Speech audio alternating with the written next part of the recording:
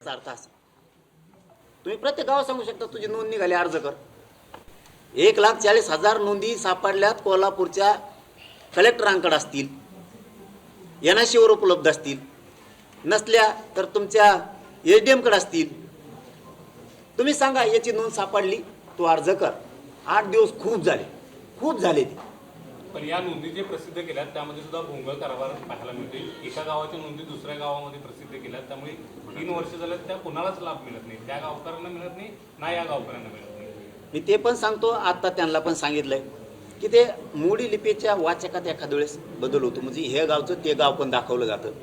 इथल्या स्थानिकच्या सगळ्या मोडी लिपी अभ्यासकाला, इथल्या तज्ज्ञाला सरकारनं एक पत्र द्यावं की इथले जे मोडी लिपी अभ्यासक आहेत, इथले फारसीचे आहेत, इथले उर्दूचे अभ्यासक आहेत आणि काही तज्ज्ञ आहेत, यांच्यासाठी एक पत्र द्यावं की तुम्ही सुद्धा दस्तावेज शोधून वाक्य बरोबर करू शकताय.